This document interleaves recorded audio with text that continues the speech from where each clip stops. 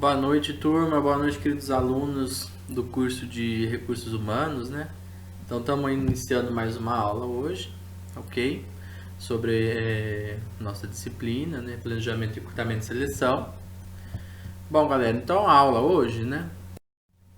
Nós vamos falar então dos custos e despesa com o pessoal, tá bom? Bom, só relembrando um pouco o que nós vimos na aula passada, porque é uma continuidade, né? Então tá interligado. Então nós vimos já, né, nós falamos sobre salário base, tá? E nós falamos sobre alguns adicionais, que somados ao salário base compõem a remuneração, tá? Então é o que o empregado vai receber, né, no fim do mês. Nós falamos também sobre alguns benefícios, ok? Isso aqui eu estou só recordando das outras aulas. Aí eu coloquei alguns exemplos, tá, de benefícios que são os mais comuns. Então geralmente tem plano de saúde, auxílio alimentação, refeição, tá, entre outros. E esses aqui, os dois são os mais comuns, tá? Então além da remuneração, que é aquele dinheiro que o funcionário recebe, tá, ainda então tem mais isso daqui, tá? Então professor, por que então, né, o senhor está retomando isso? Na aula de hoje a gente vai falar então sobre a despesa que a empresa tem, tá, com o colaborador, tá?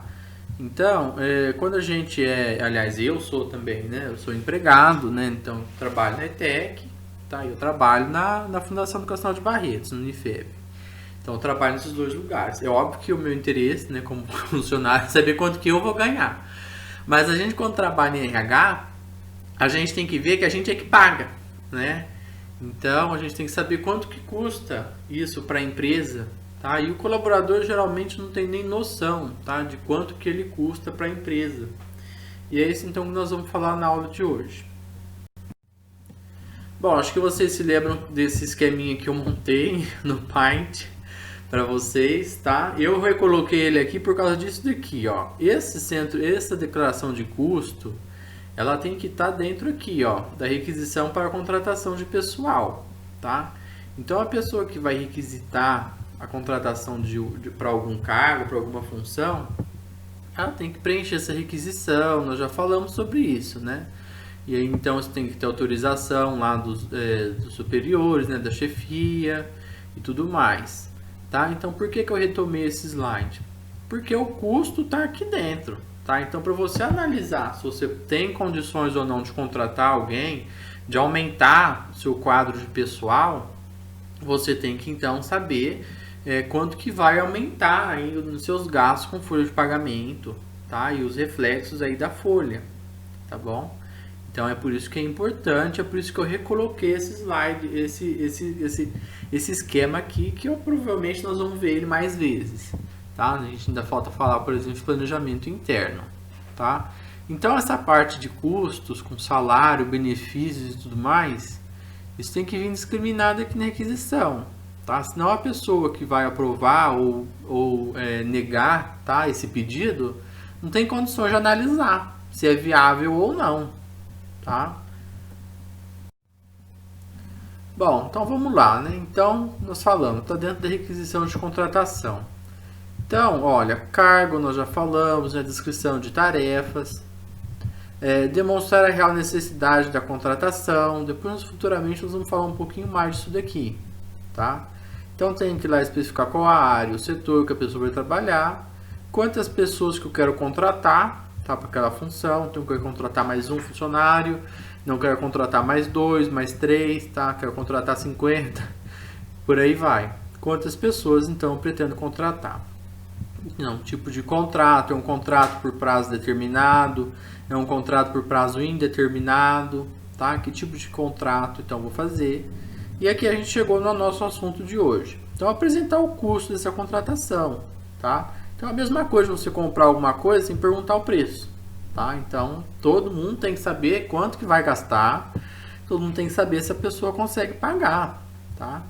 Não contratar agora e depois ter que cortar o pessoal lá na frente, tá? Então é um tiro no pé, né?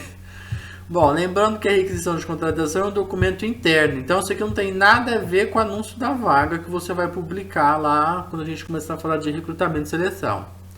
Então esse aqui é um documento, tá? Essa requisição de contratação é um documento interdepartamental, tá? Então vai entre departamentos da empresa. Então vamos lá, o setor que está pedindo, vamos lá, é a logística que quer contratar, tá? Aí o gerente da logística faz então essa requisição, põe lá o cargo, as tarefas, tá? Ele tem que apresentar lá um custo, tá? Isso vai então lá para o gerente geral, ou para a pessoa que é responsável por aprovar ou não, tá? Essa requisição de contratação. E depois isso chega lá no RH para vocês executarem, tá? Se não chegar no RH, você aí depende da empresa, né? Eu não contrataria, não faria o processo de recrutamento e seleção, tá? E a gente vai ver que alguns gestores, né, eles dão uma desperto aqui com relação a esse custo, porque eles colocam só o salário base lá do empregado como se aquilo fosse o custo da empresa, tá? Lá é o quanto o funcionário vai receber, mas nem de longe é quanto que a empresa vai gastar com ele. Bom, então é de extrema importância, tá? Como vimos nas aulas anteriores, o colaborador não recebe apenas o salário, é por isso que hoje a gente fez aquela breve recordação no começo da aula, que a gente falou de salário, onde que nós falamos de remuneração, onde que nós falamos dos benefícios, tá? Tudo coisa que nós vimos na aula passada. Considerar apenas o salário base para cálculos de custo, tá? É um erro, tá? É um erro. Então, muitas vezes, quando tem, às vezes, um corte de pessoal, o funcionário fica até indignado, fala, mas o meu salário é o que está afetando a empresa, né? Tipo, o senhor então vai me demitir e vai resolver o problema econômico da empresa, tá? Numa situação de corte de pessoal, porque realmente o funcionário não tem a visão de quanto que ele custa, tá? Para a empresa. Bom, levando em conta que esse funcionário é uma pessoa que está ali tende a dar lucro, né? Com o trabalho dele, né? Então, se é um vendedor, ele vai vender. Se ele trabalha na linha de produção, então ele vai produzir coisas que tendem a gerar lucro, tá? Mas não podemos esquecer que nós temos que remunerar essa pessoa, ok? Bom, então é um erro considerar apenas o salário base, tá? Tem que considerar também os adicionais. E aqui apareceu uma figurinha nova que a gente não tinha falado dele ainda, tá? Então, além do que você paga para o funcionário, ainda tem lá, pessoal, tributos, tá ok? Tem a figura então do FGTS. Então apareceu mais essa pessoinha aqui, tá? Que vem então de legislação, tá? Que vem de tributação. Ele está muito ligado com a área da contabilidade da empresa, tá? Então, apareceu mais essa pessoa aqui então na nossa aula. Bom, despesas da empresa com programas de benefícios para o colaborador. Então, nós vimos na aula passada aquela lista de benefícios, tá? Aquilo, obviamente, sai do bolso de alguém, tá? Não é gratuito. Então, o funcionário recebe aquilo, tá? Mas a empresa paga. Tá? A empresa tem que pagar por aquilo lá, ok?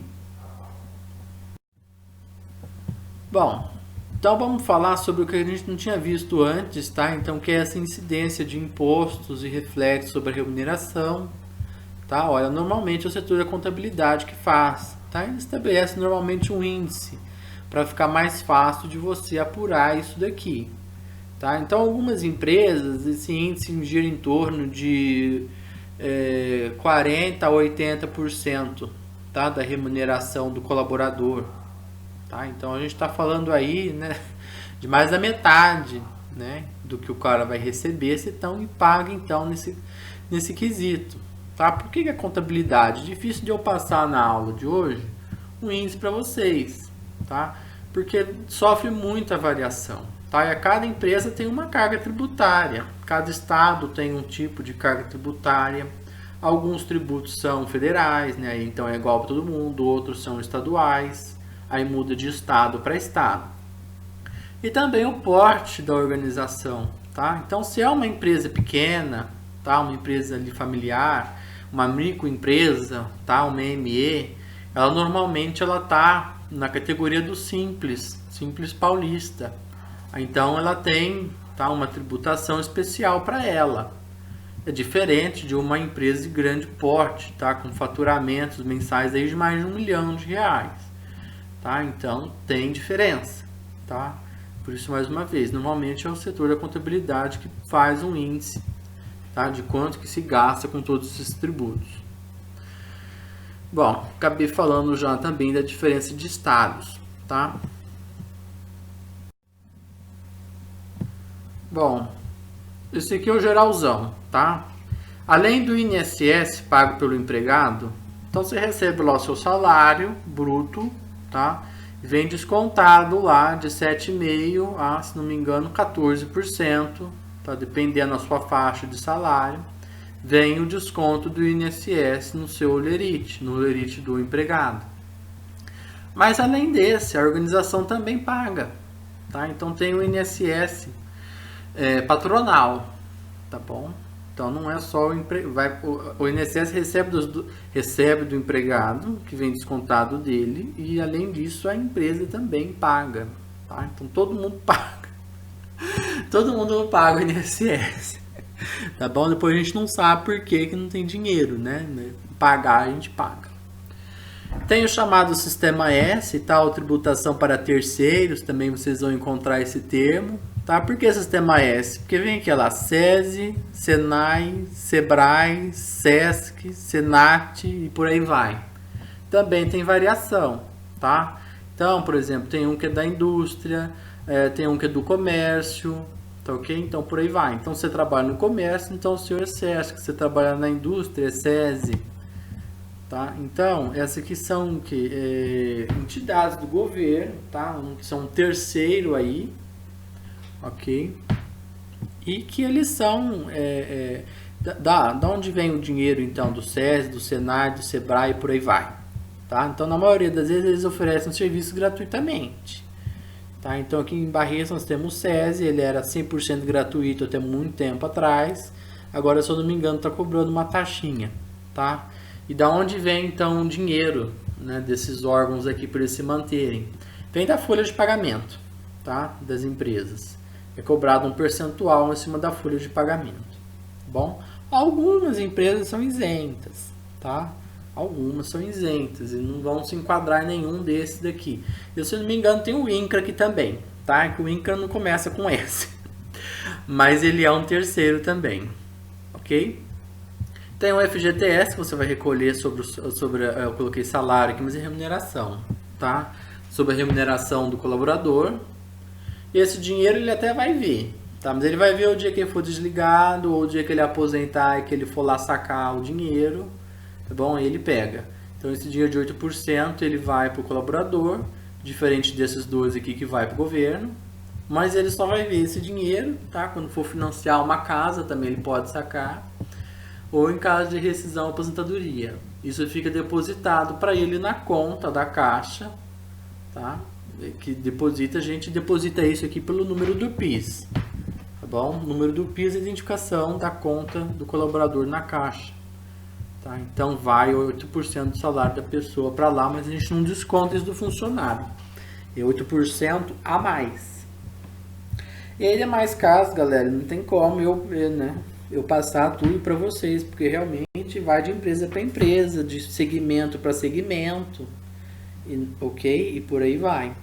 Eu preparei um exemplo que acho que vai ficar mais fácil vocês entenderem. Bom, e é um exemplo mesmo, tá? Porque aí você teria que estar trabalhando dentro da empresa para você ver, então, o que incide e o que não incide, tá? Eu coloquei aqui, de novo, geralzão, tá? Acabei de encontrar um erro de digitação aqui na saúde, mas tudo bem, tá valendo. Não é nosso SUAD. Que isso, gente? É saúde aqui, tá bom? Leiam saúde aqui. Bom, eu coloquei os mais comuns, tá? Bom, então tem lá o salário base, tá? Uma pessoa que trabalha 220 horas por mês, de R$ 1.800. Poderia ser só isso, tá? R$ 1.800. A pessoa vai fazer requisição para contratação. Eu quero contratar, tá? Uma pessoa para um cargo X, tá? Então ela vai custar R$ 1.800 para a empresa. Vai custar 1.800? Sei não, hein? Tá, eu quero contratar um auxiliar de laboratório ou um técnico de enfermagem. Tá, essa pessoa então vai receber insalubridade. Aqui eu coloquei 20, isso é grau médio. Tem 10%, que é o menor grau, 20%, e, se não me engano 40%, que é o grau mais alto, tá? Então, de novo, né, depende do caso a caso. Isso que eu passei para vocês é um exemplo para vocês visualizarem a diferença disso no final das contas. Então, aqui eu coloquei 20% sobre o salário mínimo nacional, tá? Foi a base de cálculo que eu usei. Então, essa aqui é a remuneração que vai vir no lerite da pessoa, tá? Que eu vou contratar. Então, é os 1.800 do mês, mais os 209 da 2009, tá? Depois vai descontar o INSS dele, tá? Ele vai receber um pouquinho menos do que isso. Beleza. Eu fiz o custo para a empresa. Acabei aqui. Não, né? Vocês já estão vendo para baixo que ainda tem mais coisa. Então, nós temos... Coloquei para ele aqui 20% de INSS patronal, tá? Então, mais 401,80. Sistema S, eu coloquei 1,5%. Isso aqui também varia muito, tá? Muito. E algumas são isentas, tá? Algumas empresas não vão ter isso daqui. Deu R$ 30,14, tá? Para uma pessoa só é até pouco, tá? Mas se você tiver aí 1.000 empregados na empresa, tá? Já não é tão pouco assim. O FGTS dele, que eu vou depositar na conta do empregado lá na caixa, tá? O depósito JAN, sai lançado JAN nos tratos, R$ 160,72. Então, a soma desses três aqui deu R$ 592,66, tá? Aí essa pessoa tem direito a vale alimentação, tem direito a vale refeição e ela pode pedir o plano de saúde, tá? Então, 500 mais 600, 110, total de benefícios 1.210, tá? Qual que é o custo total do empregado para a empresa? 3.811,66. De uma diferencinha boa, né? De 1.800 para 3.811. Complicado, né? Essa questão do custo. Ainda porque aqui eu estou sendo generoso. Por exemplo, quando você vai fazer uma requisição de contratação, tem algumas coisas que realmente você não pode prever. Por exemplo, como é que eu vou saber hora extra aqui? Hora extra vai de mês a mês. Agora, a insalubridade, se ele tem direito, ele vai ter todo mês, vai ter que pagar, tá? Adicional noturno, você tem que contar quantas horas ele fez durante a noite. Se é uma pessoa com turno fixo, tá? Então ele trabalha todos os dias à noite, tá? Entre as 10, sai, sei lá, sai às 3 da manhã, tá? Então é fixo. Então você teria como saber o adicional noturno. Agora, se é uma pessoa que trabalha por escala, cada dia está num horário, aí já é mais difícil, tá? Então pode ter mais coisa aqui, tá? Esse aqui é só um exemplo para você ter uma ideia de como muda, tá? Como muda.